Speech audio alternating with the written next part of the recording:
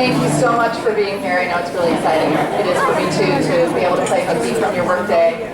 We've come together and see all your old friends and new, and I see a lot of people I know. That's great. It's a privilege and honor to be here for the third time as your mistress of ceremonies for this annual event. And 10 years, wow, happy birthday.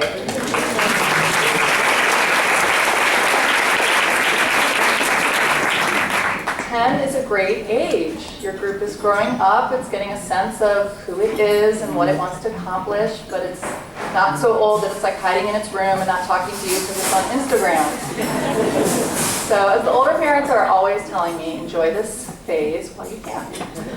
And I'm also very happy to be here this week personally. I just finished a big investigative project that was broadcast this week on Houston Public Radio, and I'm not going to go into that at all, but just to say that it has to do with the fact that medicine is not practiced in isolation and medical education does not occur in isolation. And all of you are practicing healthcare in the city of Houston, in the state of Texas, in the United States. And that means that there's a lot of overlapping and complicated and sometimes contradictory policies and laws and procedures that you're working within that matrix. And some of those are working great and some of them are not. And some of you as doctors and providers have said there's things we have to change. So that's what we're here to celebrate today, and I'm really happy to be a part of it. And we are going to begin with Dr. Padma Swamy. She's the co-president of Doctors for Change and also director of social media. And she's going to talk about what Doctors for Change has accomplished in the past year. Dr. Swamy?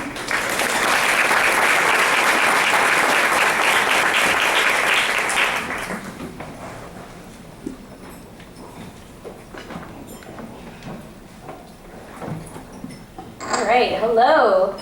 Thank you, Carrie, for that lovely introduction. My name is Padma Swamy, and I'm one of the co-presidents of Doctors for Change. I would like to welcome you today to our annual celebration luncheon. And today is a very special day as it is our 10th anniversary celebration luncheon. And so, like Carrie talked about, 10 and Instagram, we do have Instagram and we do have Twitter, and our hashtag of the day is hashtag DFC does 10. So you can tag posts and take pictures to that. And so I like stories, and without further ado, we'll start off with a story.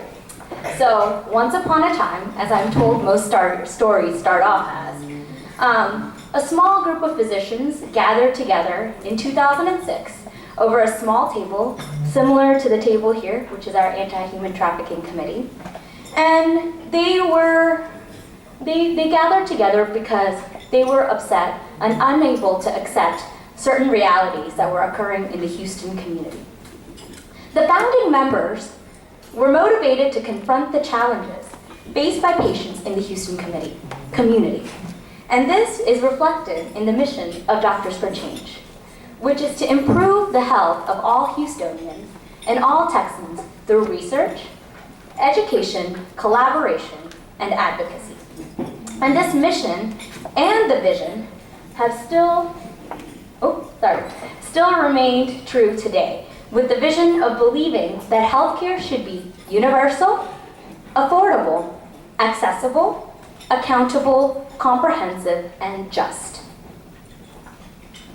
So what are these unacceptable realities? Well, these are local issues that we see within our community, such as Texas having the highest number of uninsured, up to 50% of children in Harris County being overweight or obese, having limited mental health services, and having over 600 children and adolescents being forced to engage in sexual acts every single night.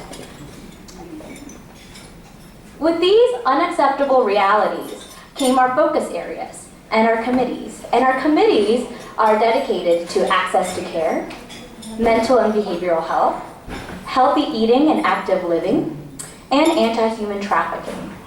And what we found were that trainees were also interested in becoming future healthcare advocates. And for that, our student chapters were born at Baylor College of Medicine, UT Houston, and now at UTMB Galveston. So who are we? Well, we are a nonpartisan, nonprofit, 501c3 organization with over 900 members coming from diverse fields. And I mean diverse, like artists, health physicians, nurses, dietitians. But the one thing that all of the members of Doctors for Change have in common, regardless of their profession, regardless of their training level, is that they're interested in health and are interested in addressing the realities that we see within our community. So, we talked a little bit about the history, the why, and the who we are. Now it is time to talk about what we do. Here are some of the highlights from our past year. Our educational forums are open to DFC and local community members and cover various topics such as veterans' mental health, adolescent health, and physical activity. They bring together experts from diverse fields to present different perspectives on topic areas to educate DFC and community members. These events are often a result of collaboration and often result in further collaborative efforts. So, there are so many different community outreach events that DFC has done over the past year, and there's nearly not enough time to cover each and every one of them. So today, I wanted to focus on the 2 Doc Days that happened this year. Doc Days is a partnership with the Houston Public Library and the Access to Care Committee and the Healthy Eating and Active Living Committee. DFC members go to the library and set up booths on various topics like access to care, healthy eating, such as how many calories are there in certain beverages, and have cooking demos and talk with the doc. In addition, DFC also collaborates with other organizations like Harris Health and Community Health Choice to provide library patrons with information on access to care so that the library patrons themselves can be self-advocates. In the vein of advocacy, DFC also participates in legislative advocacy through different means. One such means is the Houston Mayoral Candidate Voters Guide. This is where the mayoral candidates were given questions regarding key health issues and gave their responses to us. And these responses were then sent to the community to understand what the Houston Mayor's views on health were. Another project is the Texas County Judge Survey, which is being sent to all of the judges in the Texas state. And this is where they're being surveyed on the judges' viewpoints on health. And in addition, there's also preparation for the 85th legislative session in 2017 to create policy briefs to educate our legislature on key issues. So, from starting off as a small group of physicians in 2006, DFC continues to be driven to address the issues that affect the Houston community through education, research, collaboration, and advocacy. And in this vein of hope, I would like to introduce the Chair of the Board of Doctors for Change, Dr. Nancy George.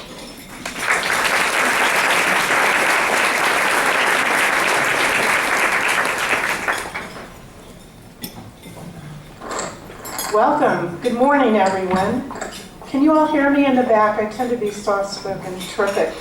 I want to thank each and every one of you all for attending our fundraiser luncheon today. This shows your commitment to improving the health of all of those in our community. Padma just outlined some of our accomplishments from last year and from the last 10 years, and we plan with your help, together we can accomplish transformational improvements in the health of our community over the next 10 years and going beyond that. So I also would like to just thank the sponsors of the event today. Thank you so much for participating and donating to the success of the Doctors for Change. And Leah Halley, where are you? Why don't you just stand? This is our executive director. She's just completed recently her first year with us. And why don't you just stay standing, Leah. I would like everybody who's a member of the board, please stand at this time and stay standing. Board. And all the leaders, and the committee leaders, and anyone who's actively working on a committee and volunteering in DFC, please just join us and stand if you will.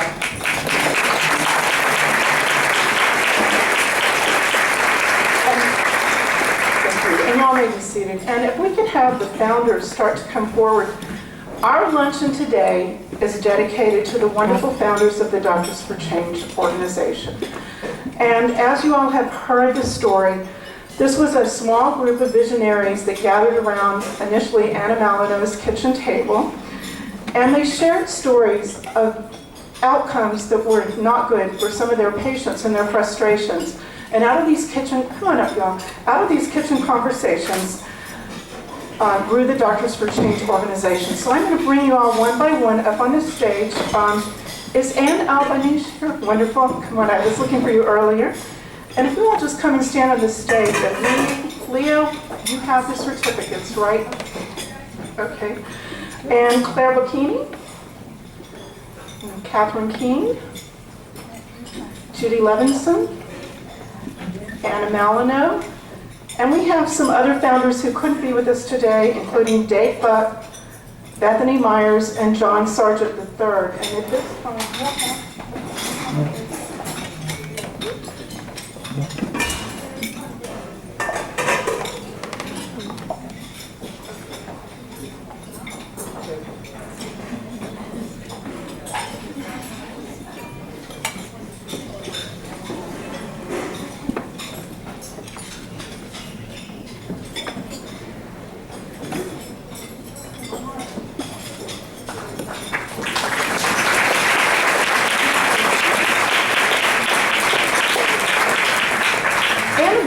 is going to have a few words for us today.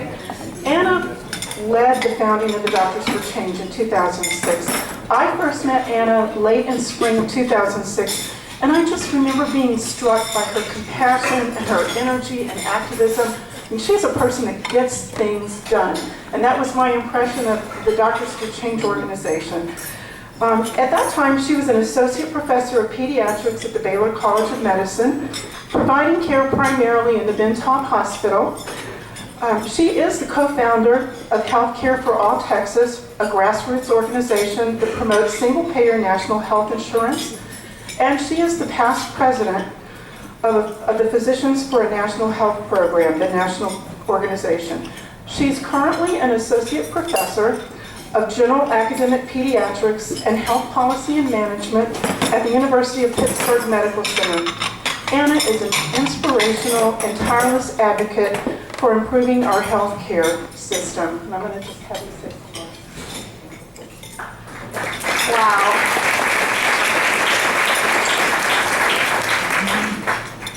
Thank you so much for inviting me. This is really something else. I am just really very, very proud, but I have to be honest that my proudest moment, other than giving birth to my 3 children, was watching Catherine King in front of the Harris County Board of Managers arguing passionately to keep the pediatric ward at Ben Taub open. That day, I felt like I had given birth to something, not Catherine exactly, but to a voice that has, over the last decade, grown into a chorus of resonant, passionate, articulate activists for justice, extending over Houston and beyond. Unacceptable realities. I remember Broderick Baggert from the Metropolitan Organization first saying those words to us and then challenging us to come up with a list of unacceptable realities, to pack our passions into a kernel of strength and to find small wins. He said, do not fight to end world hunger. Instead, organize the community to plant a garden. He talked about leadership being the number of people that you could bring to the table. In the beginning, Broderick approached Dave Buck about starting an organization of doctors committed to fight unacceptable realities. I'm sorry that Dave couldn't make it today. Without Dave, Doctors for Change would not have been created. Without Dave's foresight, passion, humor, connections, and smarts, we might not be here today. In those days, I was a fervent advocate for single payer, and as a pediatrician at Ben Taub, while there were quite a few unacceptable realities. Our honoree, Representative John Zerwas, probably doesn't remember this, but you and I debated each other. You do remember, great. We debated each other on the Latin Voices back in 2009. And in retrospect, that was really amazing. I'm sure that he was thinking of another word for me at that point. I'm sure that I hold the record for interrupting you more times than anybody else on this planet. But I'm glad to see you here today and to know that you are collaborating with Doctors for Change to make changes to those unacceptable realities. We started our first meetings, indeed, around our dinner table, and then when we got too big for the dinner room, for our dining room, we moved to a classroom at the medical school, and then to Catholic Charities. Talk about wandering in the wilderness. Well, fortunately, it wasn't for 40 years, but it seemed like a really long time. I remember turning to John Sargent during one of our early meetings and looking around the table. There were so many really smart people, and I said to John, "What the hell are we doing?" And he said, "Don't worry, we'll figure it out." Well, he was right. Look around the table today, all the really smart people. Look at all that DFC has accomplished around access, healthy lifestyle, anti-human trafficking, and mental and behavioral health. Evidence-based activism, as I used to say. Now, I don't want to give you the impression that I'm no longer fervent or single-payer advocate, because I am, but as Molly Ivins used to say, practicing prudence at least once every 2 to 3 years is a good idea. But living in Pennsylvania, where I live now, is not like living in Texas. For one, we don't have hurricanes, and we also don't have the looming issue of the uninsured. While not zero, the numbers of uninsured pale in comparison to those in Texas, which as usual likes to do everything big. What is interesting to me, however, is that while uninsurance is not a barrier to care in Pennsylvania, access is still an issue. Most of our poor children have Medicaid, but they still don't show for their appointments. One of my interests is to use geographic information systems to map where patients who do not show for appointments live. And we're finding that children who miss appointments live in zip codes that are different from those children who do show up for their appointments. And furthermore, children who live in zip codes where they don't come for their appointments have a higher concentration of childhood poverty. So it's really not so much distance that determines the show rate, rather it's isolation, oppression, and depression. There are communities in Pittsburgh that are so isolated that the only people who ever leave are children on a school bus. Some of our children live in zip codes where the incarceration rate of young black men approaches 60%. So it's not all sunny in Philadelphia or in Pittsburgh either. So how do you fight those unacceptable realities? What would Broderick say? That is our next challenge, is what he'd say. Why treat people and send them back to the conditions that made them sick? Is a question posed by an author called Michael Marmot. We are fools if we ignore the evidence that the conditions in which people are born, grow, live, work, and age, the iniquities of power, money, and resources, the unequal distribution of life chances have profound influence on the health of our children, their working parents, and their aging grandparents. But whose job is it to improve social conditions? As doctors, we're too busy treating illness, billing, arguing with insurance companies, and charting to improve social conditions. However, dealing with the conditions that make people sick is just as important as prescribing pills or telling people to behave better. Making a difference will take committed action and political will. No doubt about it. Health is political. Yet while improving social and health inequities is a matter of social justice, evidence really matters. In the next 10 years, Doctors for Change is poised to prove that as doctors and health practitioners we can and we should make a difference. I challenge DFC to take and use its significant resources to look carefully at the social determinants of health, at the evidence, and then work tirelessly to improve the lives of those around us. I'd like to leave you with a short poem by Pablo Neruda, one of Latin America's greatest love poets. And if you don't mind, I'll do that in English. It's very short. I mean, I'll do it in Spanish. It's very short. Pero levántate, tú, levántate, pero conmigo levántate, y salgamos reunidos a luchar cuerpo a cuerpo contra las telarañas del malvado, contra el sistema que reparte hambre, contra la organización de la miseria. So for those of you that don't speak Spanish, I'll translate. But rise up you, but rise up with me. Let's go forth together to fight hand in hand against the webs of the wicked, against the system that doles out hunger, rise up against the organization of misery. Thank you.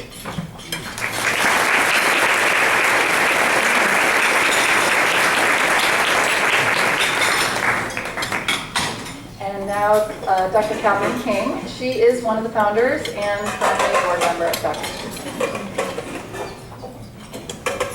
Thank you, Carrie, and thank you all for being here today. It's just an amazing show of support that we're so grateful for all of you, for this great organization. So this year it's my honor to announce our Doctors for Change 2016 honoree for the Healthcare Advocacy Award.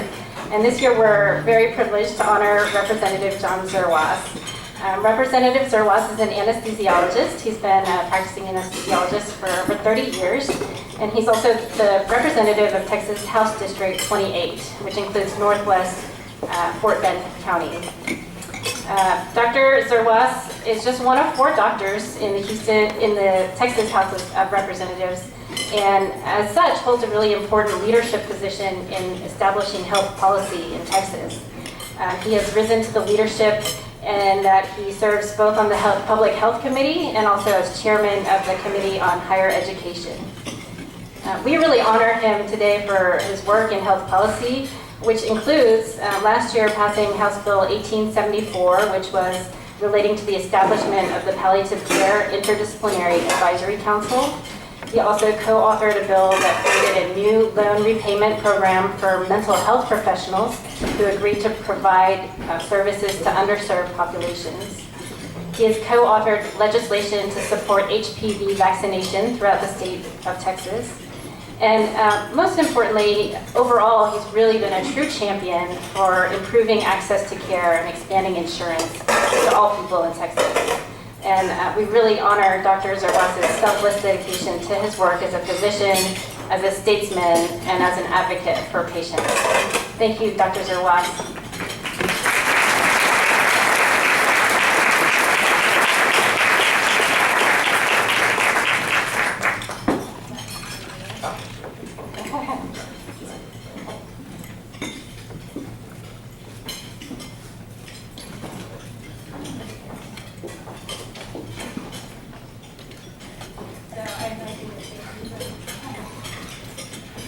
Well, thank you all very much. I'm deeply honored by this award, and congratulations on 10 years of development. I have come to that point in my career where I start to look at, well, what's the next decade hold, the next decade? Well, I'm kind of at the last decade now, as I sort of start to look to the future and what are the things that can happen. You're right at the beginning of that, it's an exciting time.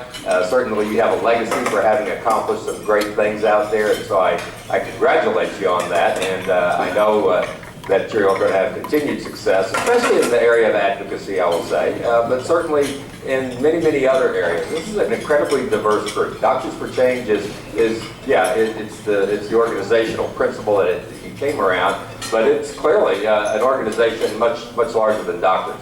And I think that point was made earlier, is that for us to really address the healthcare needs of the future, we've got to break the silos down. We've got to recognize that there are many of us that have to be involved in the delivery of care in order to effectively meet what are going to be the ever-increasing demands on healthcare out there. So some would say that's an onerous task. Others would say that's a great opportunity. I look forward to the future. I look forward to the future, and I know that in the many decades ahead that I'm no longer here, groups like your organization is going to be one that's going to dramatically impact the landscape of healthcare. And I think you're looking at doing this in a way that's totally embedded in your mission.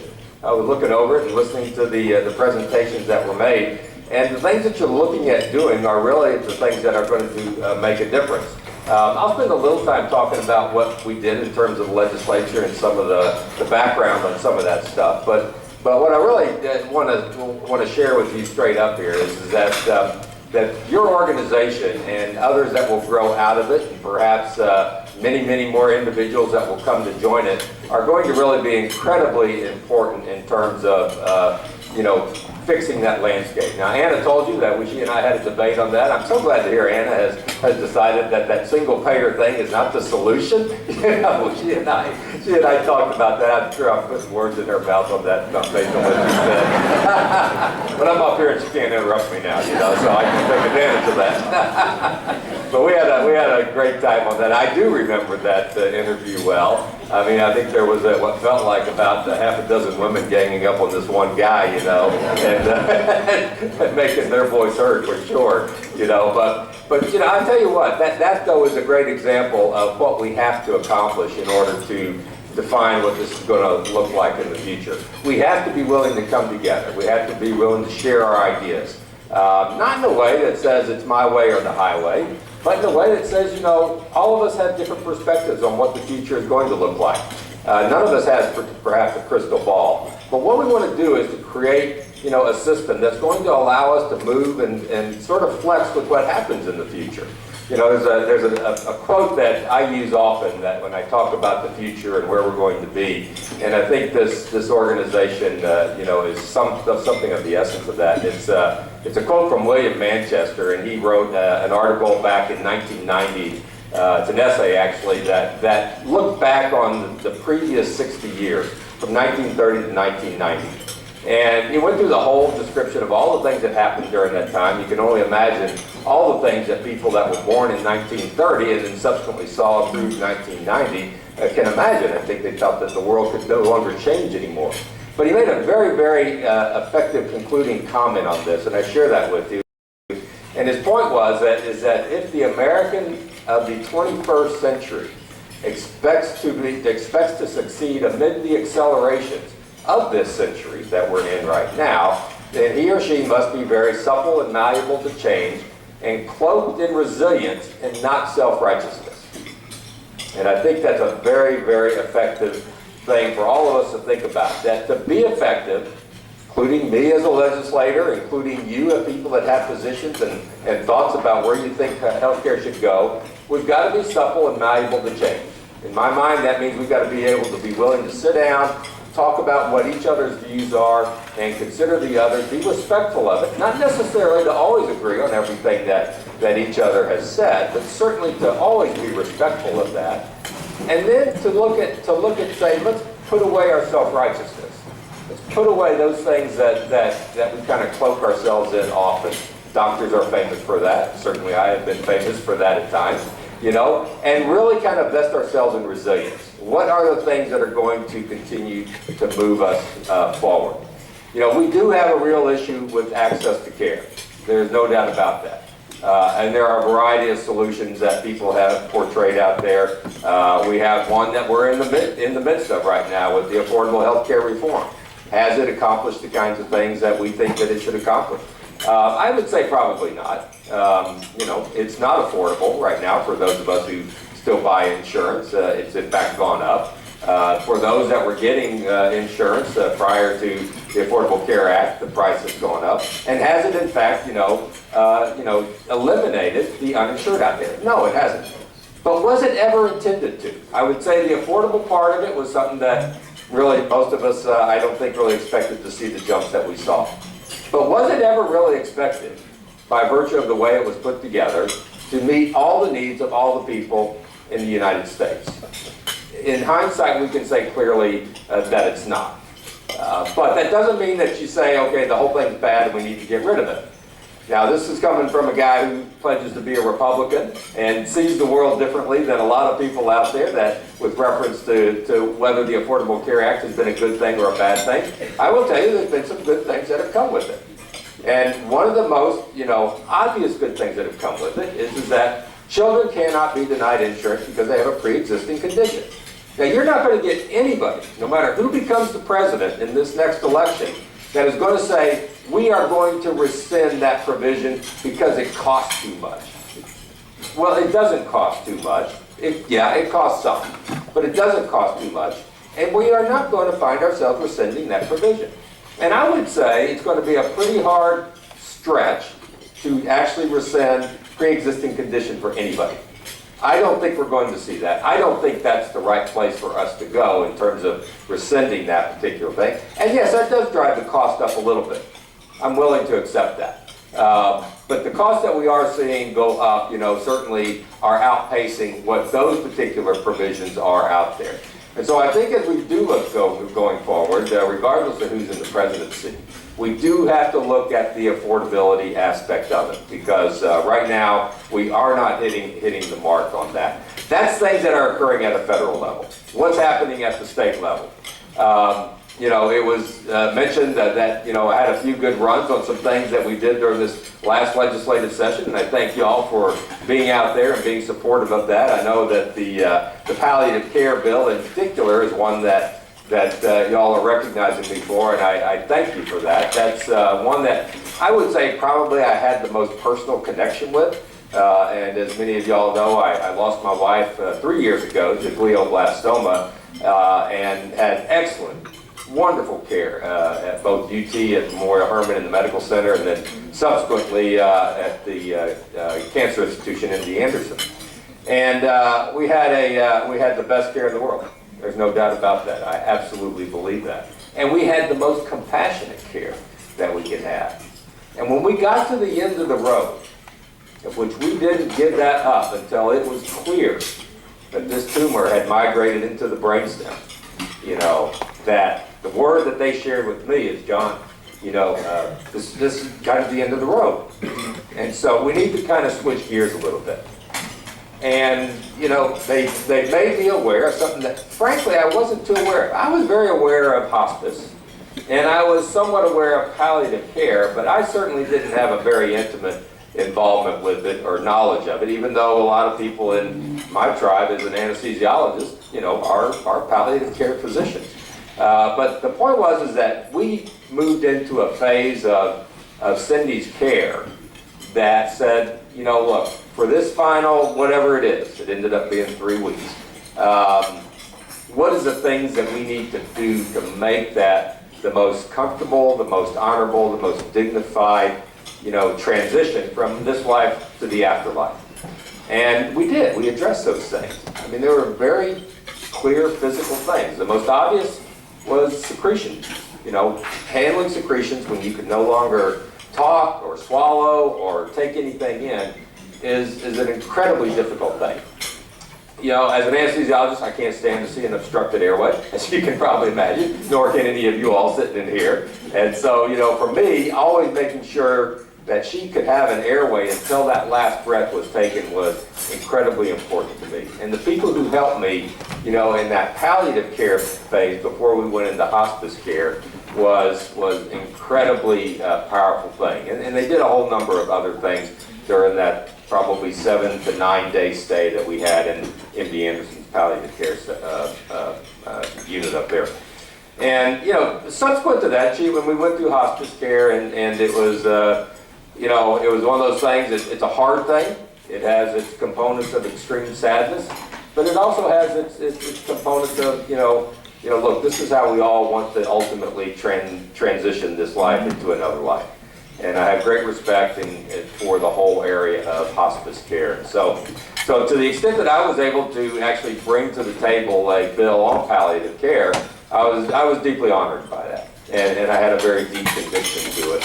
And it was fortunate that the members of the House, when I laid that bill out, when we talked about it, there really wasn't any significant opposition to it. There might have been questions, and that's what the legislature is for, is to ask the hard questions, not to be insulted by them or feel like somebody's trying to derail you, but to make you think a little bit harder about what you're doing. There were some things about that bill that we needed to think a little bit harder. You know, who is going to be on this committee that's going to help drive it?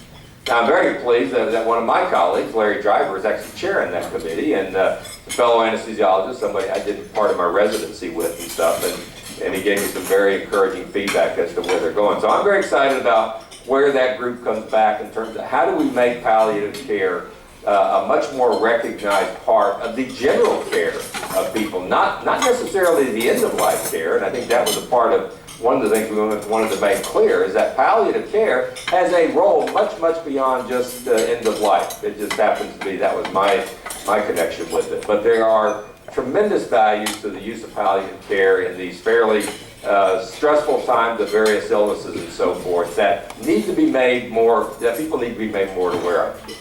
And it always comes down to money to some extent. And to the extent that there is not payment for these kinds of services, we need to be sure that there is baked into our programs, whether it be public or private insurance solutions, that particular modality of care is paid for. And it's one of those incredibly important things that I think that we have to have. For without that, we aren't going to ever see the kind of proliferation of that type of practice that we would want. And so that's a bill that obviously I have a very personal, close connection with. I'm very proud that it moved forward, and it moved forward with the expediency that it did, but did give us an opportunity to talk a lot about it in the legislative venue, because I think that that's a very powerful thing in terms of kind of promoting these things. Another one was mentioned about the HPV vaccine. That is one of the most ubiquitous viruses out there. We know that it's associated with a variety of cancers. I had the opportunity to carry the bill, which I had to turn into an amendment later for a variety of reasons. But the point was, is we got it passed and established a group to look at how do we further elevate the use of the vaccine in order to prevent some of these horrible cancers. And I chose to take that on from a little different slant. As some of you may know, the HPV vaccine got kind of a bad rap in 2007. The governor decided he wanted it to be a mandated vaccine for all 4th through 6th grade girls. Needless to say, that didn't fly too well, and so there needed to be another look at that. And so Andy Anderson came to me with that idea, and I tried to encourage them to look for somebody else to carry that bill. They actually did go look for somebody else, and that person happened to kick it back to me. And so I said, okay, look, I'm happy to help you out on that. Let's see what we can do to make it work. We said, look, we know a lot of the stigma caught up in this has to do with young women and the use of the vaccine in young women. Although I think it's totally inappropriate. Absolutely. But the realities are, and as was kind of alluded to already in the conversations, is that, that's the reality that we've got to deal with. That's the nature of the legislature. And so how can we frame this thing so that it no longer has that kind of stigma with it? One, first of all, address that there shouldn't be any of that stigma associated with it. The ubiquity of the virus should make it clear. But start talking about the men that get this when they're in their 50s, and start talking about the head and neck cancers that they get, for which most of them can actually be prevented with this vaccine. It takes on a whole different flavor, if you will, when all of a sudden you spin that around. Because a lot of people haven't thought of that. And if they look at it from a political point of view, and you got to remember that most of the people in the world that I'm sitting in up there are always looking at what can be done to hurt me politically out there. This gives them, quote unquote, political cover. They said, look, for one, the facts around, women and vaccinating women are just untrue, okay, despite what some people may think out there. But here's another side of this story that is incredibly important also. And what that did, in fact, is it gave people an understanding that this is just about preventing cancer. It's not any other message about whether, it's encouraging any kind of sexual activity at a young age or anything like that. It's simply about preventing cancer. And once we were able to broaden the view of that, we were able to get that at least move forward. As I mentioned to you, I had to do it as an amendment because the bill did get side-railed a little bit, but amendments are for making good things happen that otherwise wouldn't happen in the form of a bill out there and stuff. So we did pass that, and that was, again, a great success. And a third one doesn't get a lot of noise out there, but it's really a big deal. And the obstetricians in the group know this, and this is the cytomegalovirus. And that when a woman contracts cytomegalovirus while they're pregnant, having not been exposed to it before, the risk of various types of neurologic injuries and things like that is pretty high. And in fact, somebody in my district had a child that died as a consequence of that. And so they reached out to me during the interim, and they said, I need some help with something that is very personal to her. And we talked about it. It just breaks your heart to hear the story and stuff, But it also said, we don't have enough awareness out there about cytomegalovirus and what the impact is, and especially among us as healthcare professionals. And I throw myself in that group, not really having the level of awareness and understanding of that so that we can better counsel our patients on this. Very easy to help prevent it from happening out there. It's some very common types of things that people would do. The group that we have established was basically intended to, you know, raise the awareness around that. And so these are all things that we hope will subsequently lead to perhaps some even more powerful things in the future. We hope that there's a greater uptake of the HPV vaccine. We hope that there's greater use of palliative care out there as a consequence of this. And we certainly hope that there's a better awareness of the potential for cytomegalovirus to have some really very, very bad impacts on the newborns and stuff. So those are good things. So let's talk a little bit, and I know I have a limit on my time, so you probably let me pull this little thing out here because this will help me stay on time here for you all, so don't keep me longer. What do we think we have? About 5 more minutes, 10 more minutes? 5 minutes, okay. All right. That gives me a good idea there. Let me move through this pretty quick. Last legislative session, I think, was a lot of great accomplishments for us. We had more money than we knew what to do with, frankly.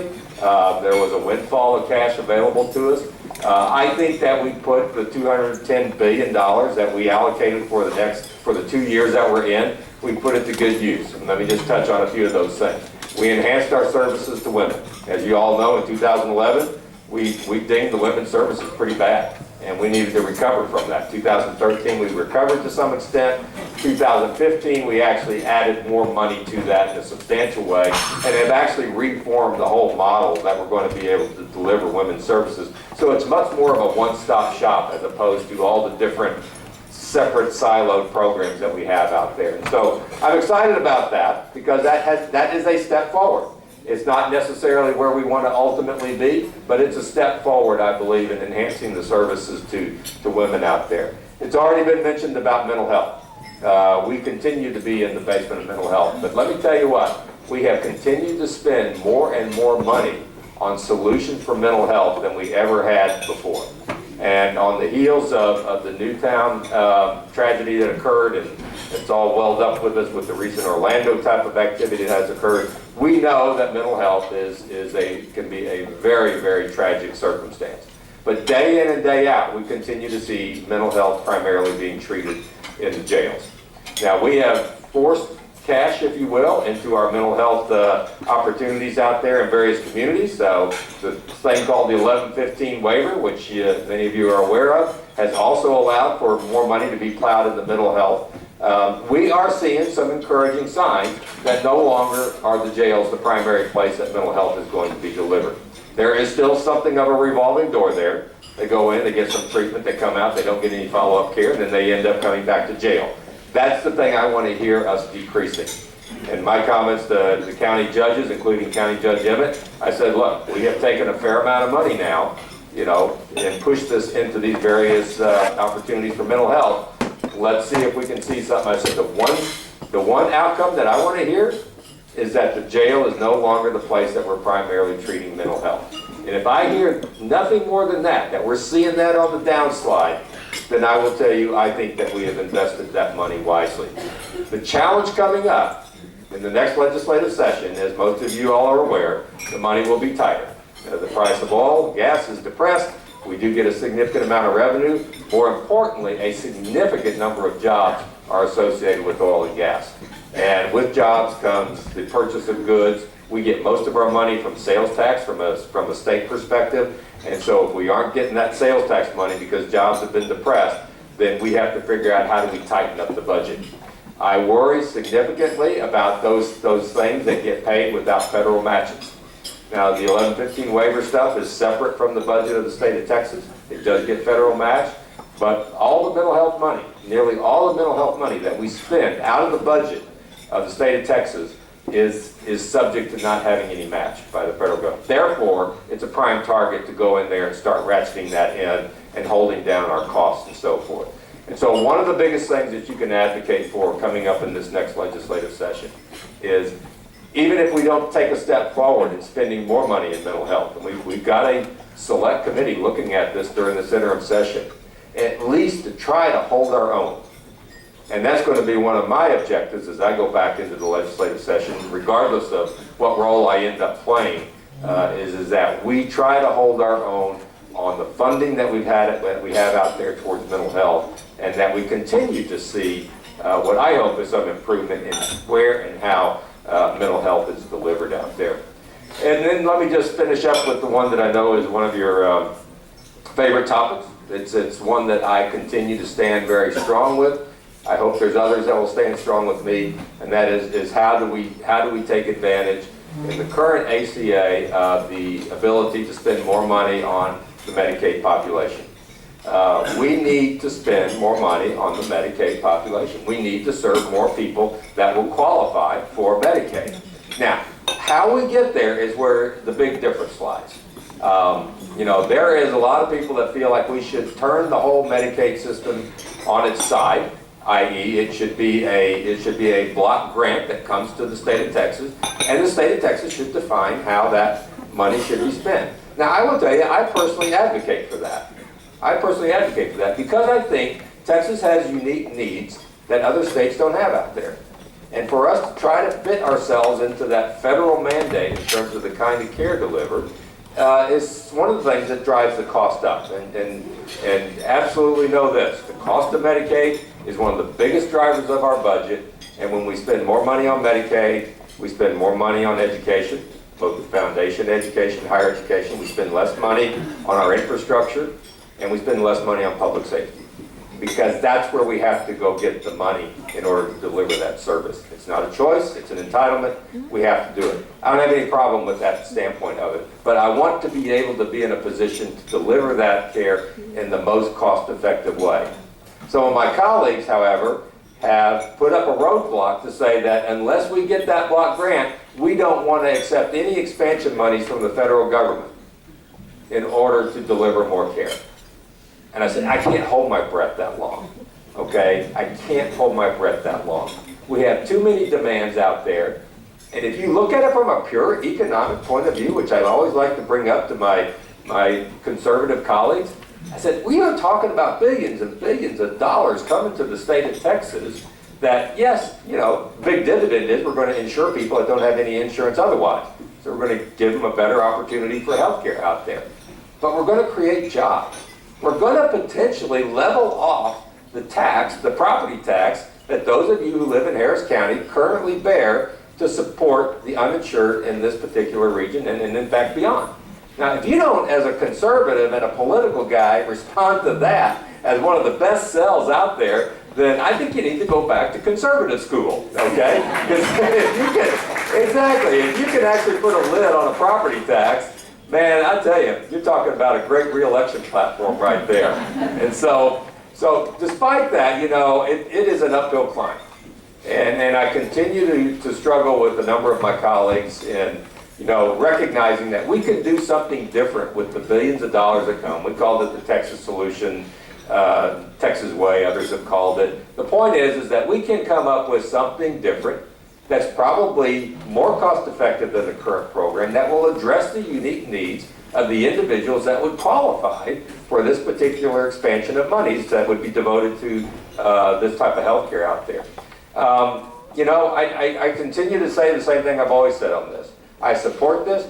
I can't support the standpoint that we've got to wait for a block grant in order to accept any additional money because the more we do that, the more we leave people hanging out there to dry. And that's what we're doing right now. We're leaving probably 1 to 1.5 million people hanging out there to dry, that otherwise we could take this money that you as Texans sent to the federal government, we could take back and we could use it in a way that's going to have dramatic impact on the population of people that don't have access to health care. It's going to be a tremendous stimulus to the economy, resulting in tremendous number of jobs out there. And at a time when there's depressed oil revenue, I will say, why would we not want to look at some more money coming to the state of Texas? And so, you know, I would say, you know, let's not lose sight that there is an opportunity for us to continue to do. The environment has changed. The environment is different going into this legislative session than it was 2 years ago, 4 years ago. I think that what we can do is take that opportunity, you take that opportunity, engage your lawmakers now while they're in the interim of their session, get acquainted with them, help them understand what your particular issues are, and work with them in a way to say that, you know, let's try to find some kind of a solution, because where we are right now is not meeting the needs of many, many Texans out there. And I think if you do that and you go in with the mind to be supple and malleable to change, not self-righteous, but in fact resilient in terms of wanting to move things forward, I have a lot of confidence that that's still something that we can achieve. So thank you all very much. Thank you for the award. Appreciate it. Congratulations again on your 10-year birthday.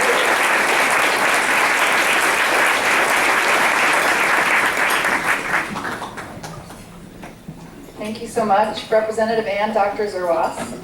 Now we will be joined by Dr. Claire Bocchini, and she is going to share what we can expect from this organization for the next 10 years.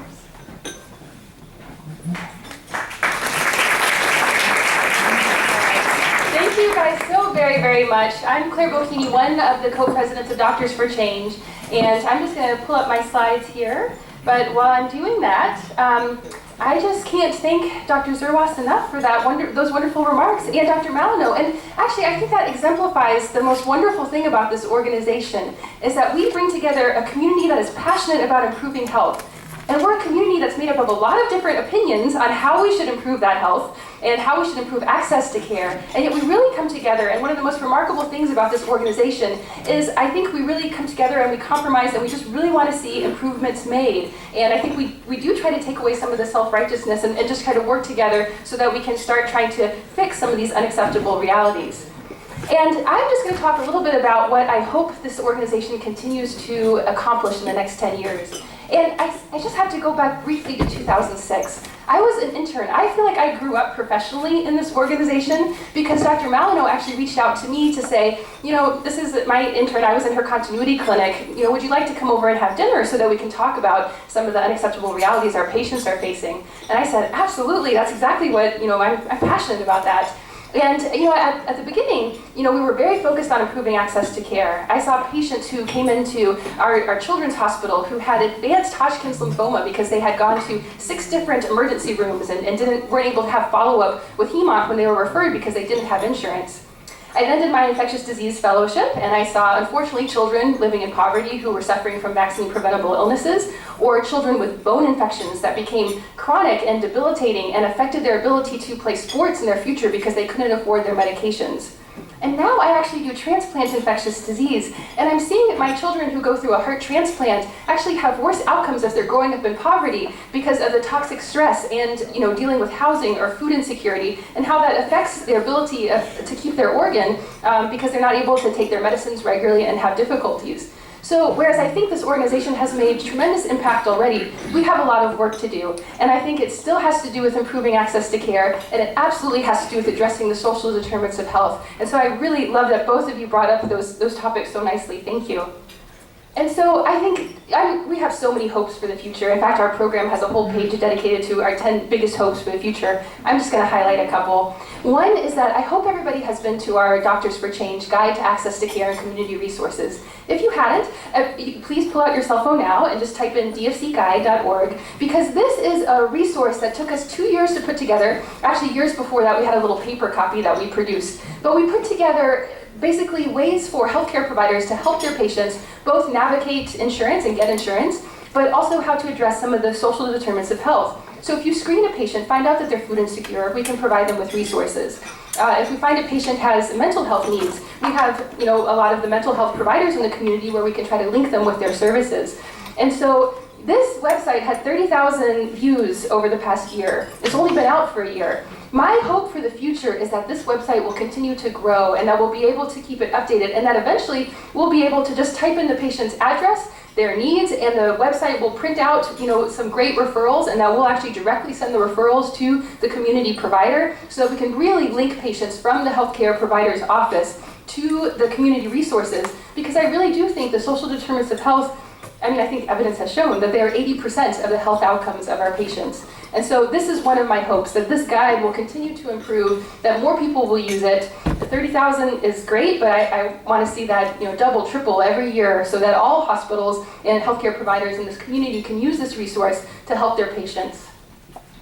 Another thing I want to highlight is our student engagement and trainee engagement. We have an advocacy mentorship program that has just skyrocketed over the past few years. The students really are the life of this organization.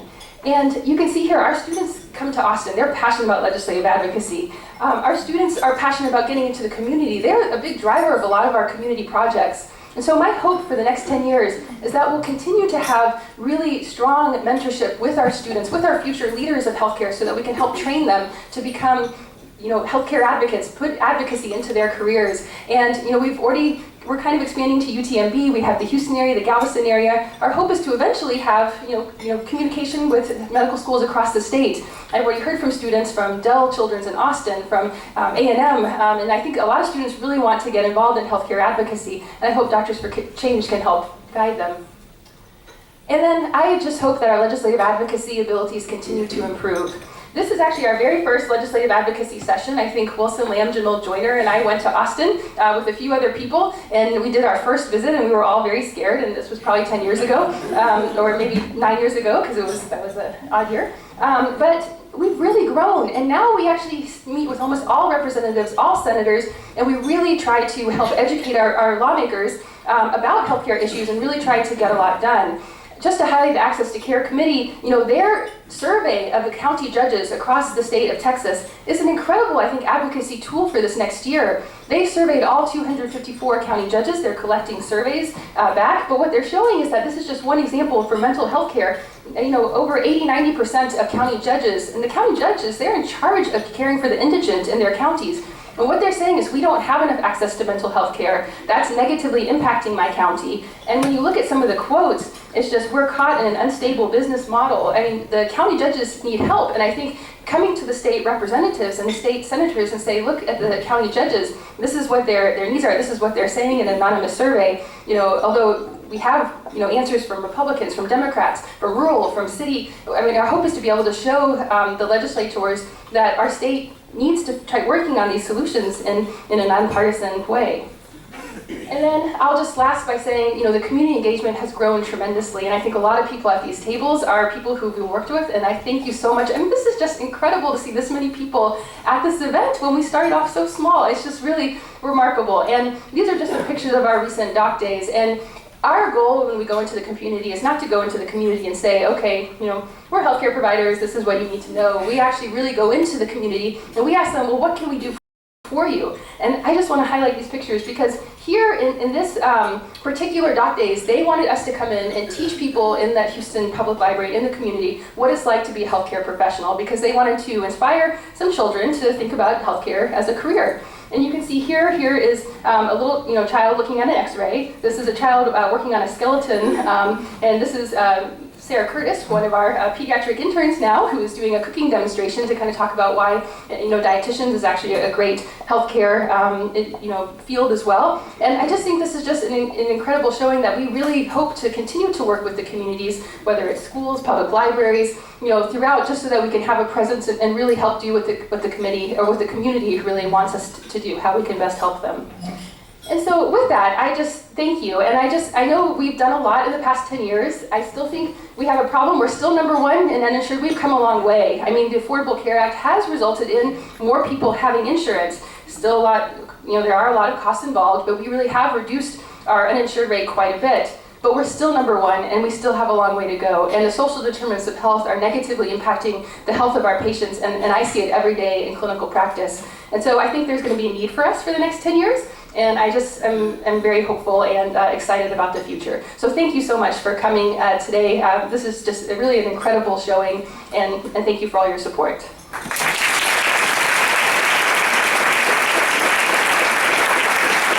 And I'm just going to introduce Dr. Jillian Jarrell, who's actually a palliative care specialist at Texas Children's Hospital, and she's going to just say some final words. Thank you. Thanks, Claire. So Carrie nudged me a minute ago and said, oh my gosh, I love when Claire talks about DFC. She gets so excited that she stands up on her tiptoes. But it's true, and I hope that you can all feel that passion that we have about making Houston a healthier place, about making Texas a healthier place. And we really invite you to share in that passion and to share in that work.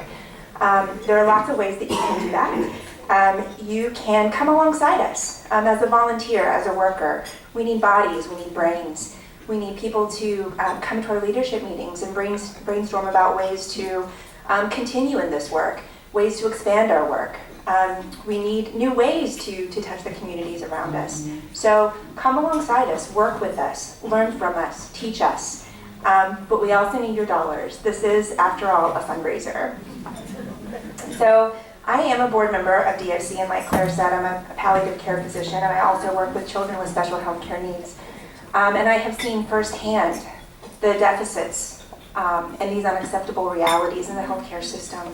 I've seen and cared for and held babies that die bad deaths because they don't have access to good palliative care. I've taken care of patients with special needs that don't have access to the subspecialty services that they need, or not in a timely enough fashion. And you know what? You're sitting in a room with people that are making these things change, that are making change happen, that are lessening these gaps in healthcare. And it's a really cool thing. And I really invite you to come alongside us today and to donate. I did a quick calculation, and although we are near the goal of our fundraising today for our luncheon, if everybody in this room donated $12, we would reach the goal of our fundraising luncheon today. However, with an annual operating budget of about $80,000, our annual goal of fundraising is $100,000. If everybody added 1 0 to that check and gave $120 instead of $12, literally, if everyone in this room gave $120 today, we would reach our annual goal. Isn't that cool? Isn't that easy? But no, we do need your help. We appreciate you so much being here today, but we appreciate even more your continued partnership and support. So thank you so much, and I think Carrie's going to give us a send-off.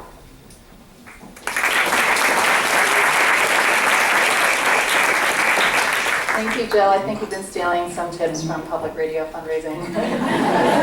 So I'm just here to tell you how you can help. There are baskets, or actually bags around the room, and there's going to be some very special people with very determined looks on their faces. There they are, blue bags, and you can put your $12 or your $120 or whatever you can give helps. No amount is too small. In the bags as you head out, and you can also make donations online if you can't do it right now at doctorsforchange.org. Thank you so much for coming again, and if the board members and the honorees could please come up on the stage quickly before you leave. We're going to do a photo. Thank you again for coming.